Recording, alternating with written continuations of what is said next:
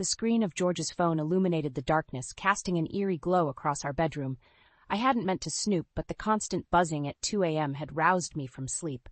Now, with trembling fingers, I scrolled through a conversation that threatened to shatter my world. "I miss you already," the message read. "Last night was incredible." My stomach lurched. This couldn't be happening. Not to us. Not after 30 years of marriage. I set the phone down, my mind reeling. How long had this been going on? Who was she? The questions swirled, each one more painful than the last. "Anna," George's groggy voice startled me. "What are you doing up?" I turned to face him, my voice barely above a whisper. "Who's Sarah?" The silence that followed was deafening.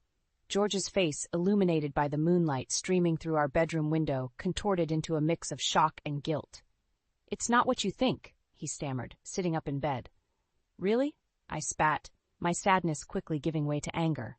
"Because I think it's exactly what I think." "How long, George?" He ran a hand through his thinning hair, avoiding my gaze. "Anna, please, can we talk about this in the morning?" "No," I said firmly, standing up. "We're talking about this now. How long have you been cheating on me?" George sighed, his shoulders slumping in defeat. 6 months. The words hit me like a physical blow. 6 months. Half a year of lies, of betrayal. "Does she know about me? About the girls?" I asked, thinking of our 2 daughters sleeping down the hall. George nodded slowly. "She knows I'm married, yes." I laughed bitterly. "Well, isn't that just wonderful? At least you had the decency to tell your mistress about your family." "Anna, I'm sorry," George began, but I cut him off. "Save it," I snapped. "I don't want to hear your excuses right now."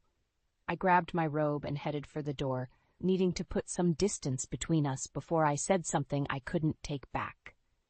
"Where are you going?" George called after me. "To sleep in the guest room," I replied without turning around. "I can't even look at you right now." As I made my way down the hall, I paused at our daughters' rooms. Lily, 25, and Rose, 22, were both home for the summer. How was I going to tell them their father had betrayed us all? I slipped into the guest room, closing the door behind me. As I sank onto the bed, the tears I'd been holding back finally spilled over. How had we gotten here? Where had I gone wrong? My phone buzzed on the nightstand, startling me. It was a text from my sister-in-law, Lucy. "You up? I need to talk to you." I hesitated for a moment before replying. "Can't sleep? What's wrong?" The response came quickly. "I think Tom's cheating on me. Can we meet tomorrow?" My heart sank. Was this some sort of twisted family curse? "Of course," I typed back. "Coffee at 10, the usual place?" "Perfect. Thank you, Anna." I set the phone down, my mind racing. First George, now possibly Tom. What was happening to our family? As the first light of dawn crept through the curtains, I made a decision. I wouldn't let George's betrayal define me. I wouldn't let it destroy our family, but I also wouldn't let him get away with it. Tomorrow, I'd meet with Lucy. We'd compare notes, make a plan. And then, we'd show George and Tom exactly what happens when you mess with the women in this family. I closed my eyes, finally drifting off to sleep. In my dreams, I saw myself standing tall, surrounded by my daughters and sister-in-laws. We were strong, we were united, and we were ready for a fight. The next morning, I found myself at our usual coffee shop waiting for Lucy. My eyes were puffy from a sleepless night, and my hands shook as I clutched my latte. When Lucy walked in, I could see the same weariness etched on her face. "Anna," she said, sliding into the booth across from me. "Thank you for meeting me. I didn't know who else to turn to." I reached across the table and squeezed her hand. "We're family, Lucy. We stick together." Lucy's eyes welled up with tears. "I found receipts," she whispered. "Expensive dinners, hotel rooms. Tom's been lying to me for months." My heart sank. It was like looking in a mirror, seeing my own pain reflected in Lucy's eyes. "I'm so sorry," I said. "I know exactly how you feel, George. He's been cheating on me, too." Lucy's eyes widened in shock. "George, but I thought—" "Oh, Anna, what are we going to do?" Before I could answer, my phone buzzed. It was a text from my daughter, Rose. "Mom, can you come home? Grandma Eleanor's here and she's being awful." I groaned. Eleanor, my mother-in-law, was the last person I wanted to deal with right now. "I'm sorry, Lucy. I have to go. Family emergency." Lucy nodded, understanding in her eyes. "Go. We'll talk later." I rushed home, my mind racing. What could Eleanor want? As I pulled into the driveway, I saw her sleek Mercedes parked out front. Taking a deep breath, I steeled myself and walked inside. The scene that greeted me made my blood boil. Eleanor was in the living room, fawning over a framed photo of her grandson, Tom and Lucy's boy, while completely ignoring the beautiful portraits of my girls on the mantel. "Anna, there you are," Eleanor said, her voice dripping with false sweetness. "I was just telling the girls how wonderful it would be if they could be more like their cousin. He's studying law at Harvard, you know?" I saw Rose and Lily exchange a look of hurt and anger. Lily, always the more outspoken of the two, stepped forward. "Grandma, I just got accepted into medical school. Isn't that worth celebrating, too?" Eleanor waved her hand dismissively. "Oh, that's nice, dear, but it's not quite the same as law school, is it?" I'd had enough. "Eleanor," I said, my voice tight with controlled anger, "my daughters are brilliant, accomplished young women. They don't need to be compared to anyone." Eleanor's eyes narrowed. "Well, if you'd raised them properly, maybe they'd have achieved more by now. It's a shame George didn't have any sons. The family name will die out with him." The room fell silent. I could see the shock and hurt on my daughters' faces. Something inside me snapped. "Get out," I said, my voice low and dangerous. "Get out of my house right now." Eleanor looked stunned. "I beg your pardon?" "You heard me," I said, stepping closer. "I will not stand here and let you belittle my children. Your grandson isn't better than them just because he's a boy. Now leave before I say something I might regret." Eleanor huffed, gathering her designer purse. "Well, I never. George will hear about this, mark my words." As she stormed out, slamming the door behind her, I turned to my daughters. They both looked shell-shocked. "Mom," Rose said quietly, "what's going on? You've never stood up to Grandma like that before." I sank onto the couch, suddenly exhausted.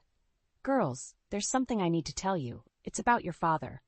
As I began to explain, I saw the hurt and betrayal bloom in their eyes. But beneath it, I saw something else too, a fierce determination that mirrored my own. In that moment, I knew, whatever came next, we'd face it together. The men in our lives might have let us down, but we had each other, and that was more than enough. The day after Eleanor's visit, I called an emergency meeting with Lucy and Margaret. We met at a quiet cafe on the outskirts of town, away from prying eyes and wagging tongues. "I can't believe this is happening to all of us," Margaret said, stirring her tea absently. Her eyes were red-rimmed, and I knew she'd been crying. "What do you mean, all of us?" I asked, a sinking feeling in my stomach. Margaret took a shaky breath. "I found out last week. He's been seeing his secretary for months." Lucy and I exchanged a glance. 3 brothers, 3 affairs. It couldn't be a coincidence.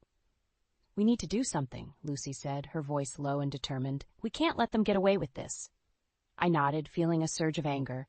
"You're right, but what?" We spent the next hour brainstorming, our voices growing more animated as we shared ideas.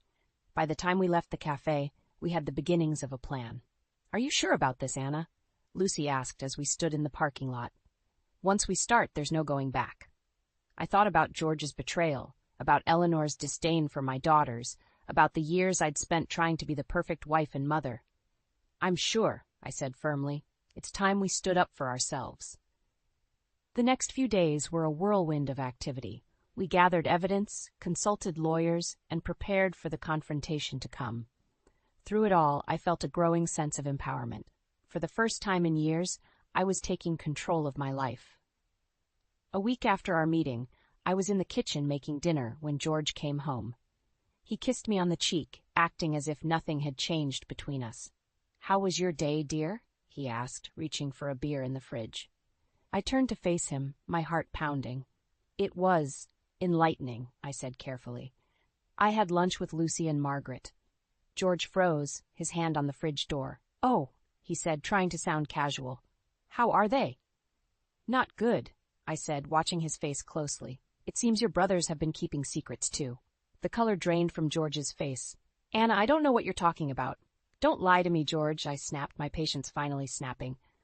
"I know about Sarah. I know about the affair, and I know about your brother's affairs, too." George stumbled back, shock written all over his face. How did you find out?" "It doesn't matter," I said, my voice cold. "What matters is what happens next." Just then, the doorbell rang. George looked at me, confusion and fear in his eyes. "Who's that?" I smiled, a small, satisfied smile. "That would be Lucy and Margaret, and they're lawyers." George's eyes widened in panic. Lawyers? Anna, what have you done? What I should have done a long time ago, I said, walking past him to answer the door. I'm taking back control of my life. As I opened the door, I saw Lucy and Margaret standing there, determination etched on their faces. Behind them stood 3 stern-looking men in suits, our lawyers. Are you ready? Lucy asked, her voice steady. I nodded, feeling a surge of strength. More than ready. As we walked back into the kitchen, George's face paled even further. I could see the realization dawning in his eyes. This was no longer just about his affair. This was about years of disrespect, of taking us for granted, of treating us like second-class citizens in our own families. George, I said, my voice ringing with newfound confidence, we need to talk. All of us. The look of fear on his face was almost satisfying. Almost. But I knew the real satisfaction would come when we finally got the justice and respect we deserved. As we all sat down at the kitchen table, I couldn't help but feel a sense of anticipation. This was it. The moment everything would change. And I was ready for it. The tension in our kitchen was palpable as George sat across from me, flanked by our lawyers. Lucy and Margaret had left with their own legal counsel, ready to confront their husbands. Now, it was just George and me, the remnants of our 30-year marriage crumbling between us. Anna, George began, his voice strained, can't we discuss this privately? We don't need lawyers involved. I fixed him with a steely gaze. We're well past that point, George. You made sure of that when you decided to sleep with Sarah. His face flushed with anger. It was a mistake, okay? I'm sorry, but do you really want to throw away our entire marriage over one indiscretion? One? I laughed bitterly. Don't insult my intelligence. I know it's been going on for months. George's lawyer cleared his throat. Mr. Thompson, I advise you not to say anything further without consulting me.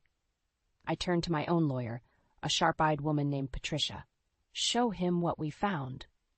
Patricia pulled out a thick folder and slid it across the table. George's eyes widened as he flipped through the pages. Bank statements, hotel receipts, text message logs. The evidence of his betrayal laid bare. How did you get all this? He whispered, his face ashen. It doesn't matter, I said, my voice steady despite the turmoil inside me. What matters is that it's over, George. I want a divorce. The word hung in the air between us, heavy with finality. George slumped in his chair, defeated. Fine, he muttered, if that's what you want, but don't expect to take me for everything I'm worth. I built this life. I earned this money. I felt a surge of rage at his words. You built this life? I gave up my career to raise our daughters while you climbed the corporate ladder. I managed this household, supported your ambitions, put up with your mother's constant criticism. Don't you dare tell me I haven't earned my share. Just then, my phone buzzed. It was a text from Lily. Mom, Grandma Eleanor is here. She's saying awful things about you and Dad. What's going on? My heart sank. Of course, Eleanor would get involved. I turned back to George, my resolve strengthening. Your mother is at our house right now, no doubt poisoning our daughters against me, I said, my voice cold. Is that part of your plan, too? George looked genuinely surprised. I didn't tell her anything, Anna. I swear. It doesn't matter, I said, standing up. I need to go home and deal with this. As I gathered my things, George reached out and grabbed my arm. Anna, please, can't we work this out, for the girls' sake? I jerked my arm away, feeling a mix of anger and sadness. You should have thought about the girls before you started cheating, George. It's too late now. I left him sitting there, looking lost and broken. Part of me ached to comfort him, to fall back into the familiar patterns of our marriage. But I squashed that impulse. I had to be strong for myself and for my daughters. As I drove home, my mind raced. How much had Eleanor told the girls? How would I explain everything to them? And what would our future look like now, with the family torn apart? I pulled into our driveway, steeling myself for the confrontation to come. Through the living room window, I could see Eleanor gesticulating wildly, her face twisted with anger. Lily and Rose sat on the couch, looking shell-shocked. Taking a deep breath, I stepped out of the car. It was time to face the music, to stand up not just to George, but to Eleanor and all the years of subtle put-downs and gender bias she represented. As I reached for the doorknob, I felt a strange mix of fear and exhilaration. Whatever happened next would change our lives forever. but for the first time in years, I felt truly in control of my destiny. I opened the door, ready to fight for my daughters, my dignity, and our future. Thanksgiving Day arrived with a chill in the air that matched the icy tension in our home. As I prepared the turkey, my hands trembled slightly. Today was the day. The day I would shatter the facade of our perfect family. Lucy and Margaret arrived early, their faces a mix of determination and fear. We huddled in the kitchen, speaking in hushed tones. "Are you sure about this, Anna?" Lucy whispered, her eyes darting nervously towards the living room, where our husbands sat, oblivious to the storm about to break. I nodded, my jaw set. "It's now or never. We can't live like this anymore." The doorbell rang, announcing Eleanor's arrival. I took a deep breath, steeling myself for what was to come. As we gathered around the dining table, the air was thick with unspoken words. George sat at the head, carving the turkey with practiced ease, as if our world wasn't about to implode. "Well," Eleanor said, her voice dripping with false sweetness, "isn't this lovely? All of us together, although it would be nicer if we had some grandsons at the table." I saw Lily and Rose exchange a pained look. That was the final straw. I stood up abruptly, my chair scraping against the floor. All eyes turned to me. "Anna?"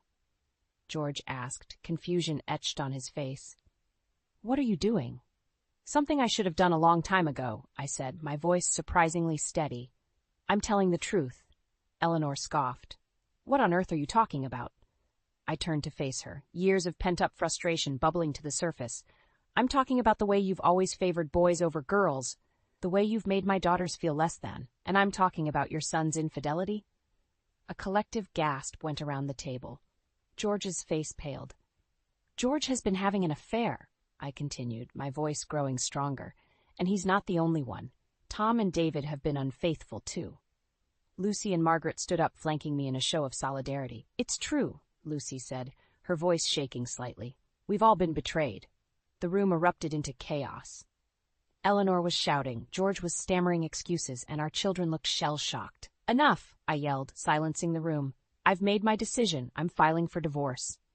George jumped to his feet. "Anna, please, we can work this out." "No, we can't," I cut him off. "You've made your choices, George. Now I'm making mine." Eleanor turned on me, her face contorted with rage.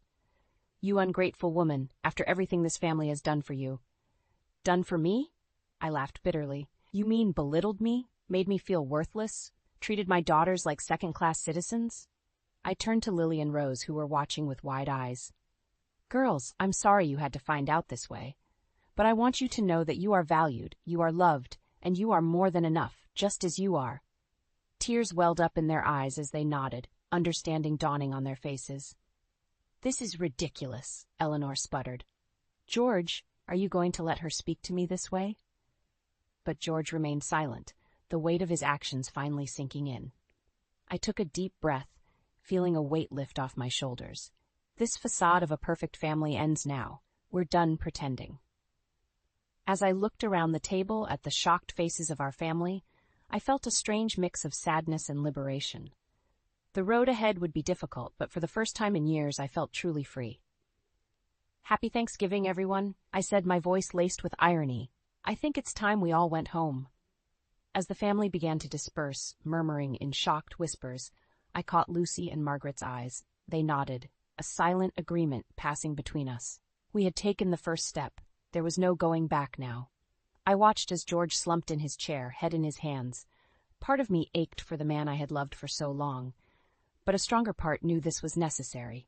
For me, for my daughters, and for all the women who had been silenced for too long. The facade had shattered. Now it was time to rebuild. The aftermath of our Thanksgiving revelation was like the eye of a hurricane, a deceptive calm before the real storm hit. I spent the next few days in a daze, fielding calls from shocked relatives and comforting my daughters. But I knew the worst was yet to come.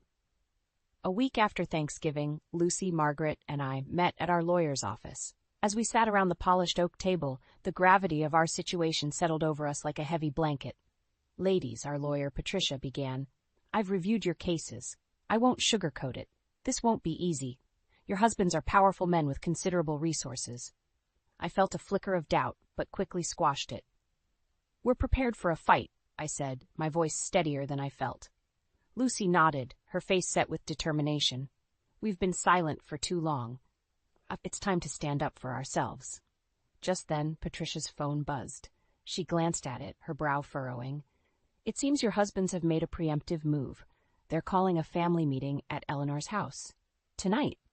My stomach dropped. Eleanor's house, the lion's den. I exchanged worried glances with Lucy and Margaret. We don't have to go, Margaret said, her voice trembling slightly, but I knew we did. No, we need to face this head on. We can't let them control the narrative. As we pulled up to Eleanor's sprawling mansion that evening, I felt a mix of dread and determination. The three of us walked in together, a united front against whatever awaited us inside. The scene that greeted us was like something out of a twisted family drama. George, Tom, and David sat on one side of the room, their faces a mix of anger and desperation.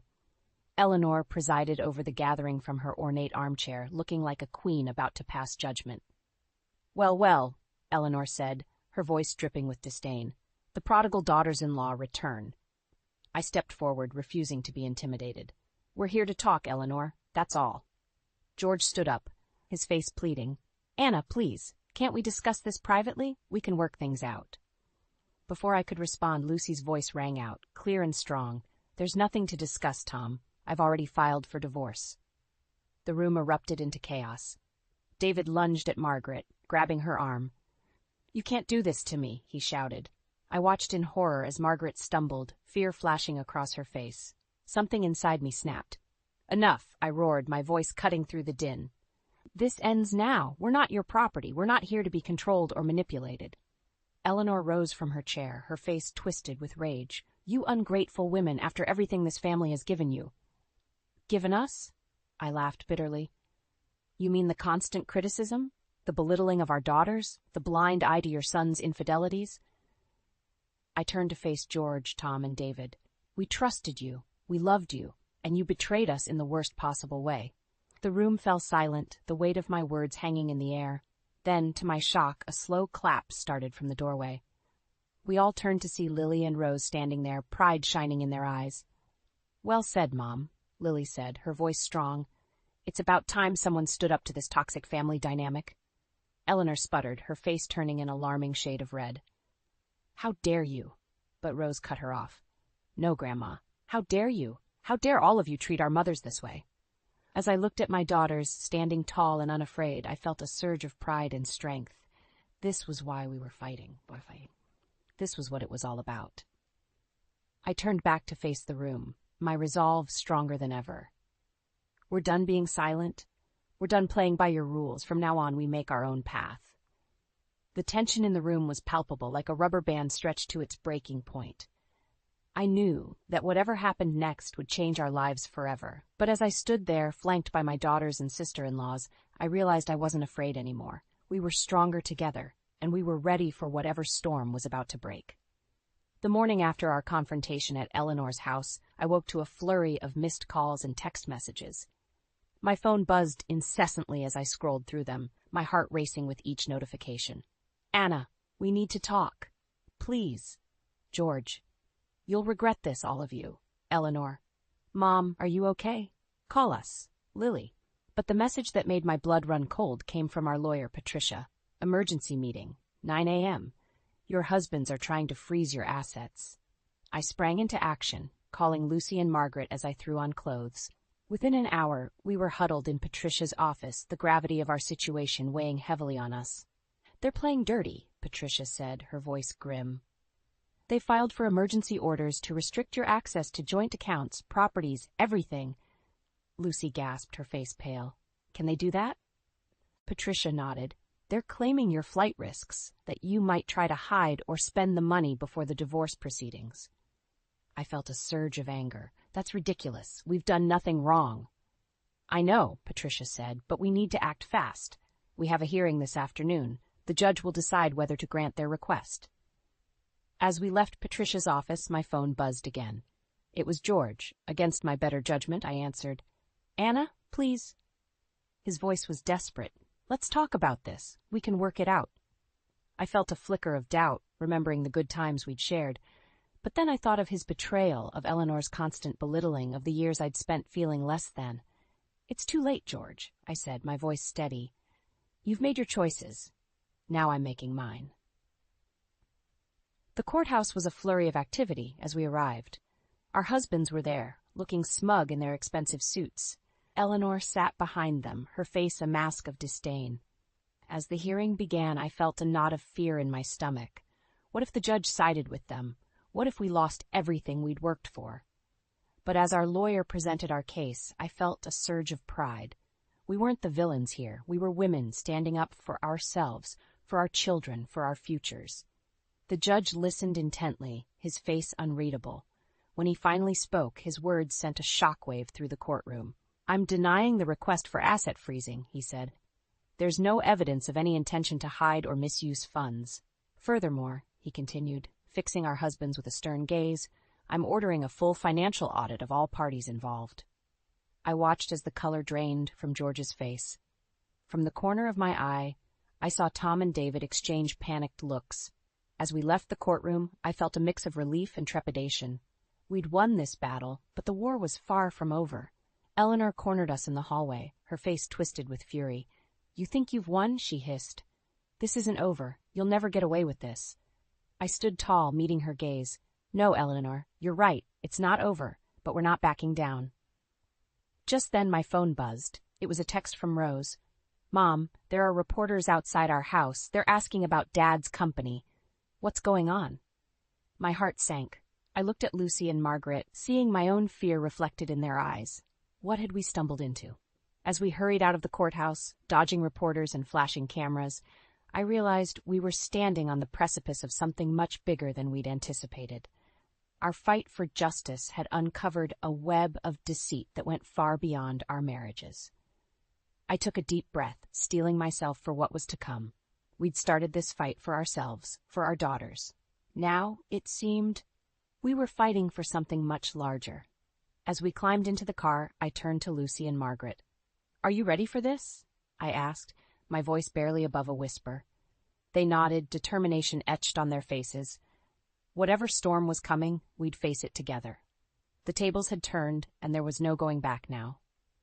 1 year after that fateful Thanksgiving, I stood in the courtroom, my heart pounding as the judge prepared to deliver the final verdict in our divorce proceedings. Lucy and Margaret flanked me, our hands clasped tightly together. Across the aisle, George, Tom, and David sat with their lawyers, their faces a mix of anger and defeat. As the judge began to speak, I felt a wave of emotions wash over me. This wasn't just about the end of our marriages. It was about reclaiming our lives, our dignity, and our futures. "In light of the evidence presented," the judge said, her voice clear and firm, "this court finds in favor of the plaintiffs. The divorce settlements will proceed as outlined, including equal division of assets and full custody of the children to the mothers." A collective gasp echoed through the courtroom. I turned to Lucy and Margaret, tears of relief and joy streaming down our faces. We'd done it. We'd won. But the judge wasn't finished. "Furthermore," she continued, "in light of the financial irregularities uncovered during these proceedings, I'm recommending a full investigation into the business practices of Thompson Industries." I watched as the color drained from George's face. The web of deceit we'd uncovered went far beyond our marriages. It had exposed years of corporate fraud and mismanagement.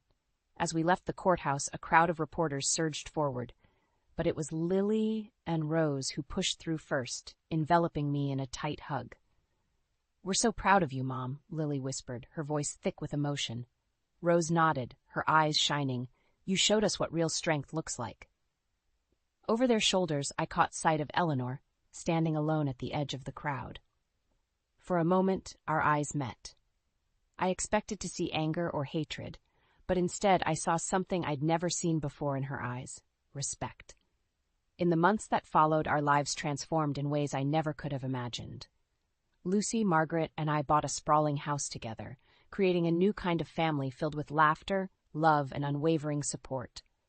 Our children thrived in this new environment. Lily pursued her medical career with renewed vigor, inspired by the strength she'd seen in us. Rose started a support group for children of divorce, turning our family's pain into a force for good. Even Eleanor surprised us. One day, she showed up at our door, her usual haughty demeanor replaced by a hesitant vulnerability. I was wrong, she said simply. About everything. I'd like to be a part of your lives if you'll have me. It wasn't easy, but slowly, we began to rebuild those bridges. Eleanor became a regular fixture at our family dinners, her previous disdain for her granddaughters replaced by genuine interest and affection. As for George and his brothers, they faced the consequences of their actions. The investigation into Thompson Industries revealed years of financial misdeeds. The company crumbled, taking their fortunes and reputations with it. One evening, as we all sat around our large dining table, Lucy, Margaret, our children, and even Eleanor, I looked around and felt a surge of gratitude. We'd been through hell, but we'd come out stronger on the other side. You know, Lucy said, raising her glass, I never thought I'd say this, but I'm grateful for what we went through. Look at what we've built. Margaret nodded, her eyes misty. We're more than just survivors. We're thrivers. As we clinked our glasses together, I felt a sense of peace wash over me. We'd redefined what family meant. We'd shown our children the power of resilience, the strength of women standing together. Our story wasn't just about revenge or justice. It was about transformation, about rising from the ashes of betrayal and building something beautiful and strong. As I looked at the faces of these women, my sisters in all but blood, and our children, I knew that whatever challenges life might throw our way, we'd face them together. We were unbreakable, and in that moment, I realized that this wasn't an ending at all. It was a beginning. The start of a new chapter, filled with hope, love, and the unbreakable bonds of our chosen family.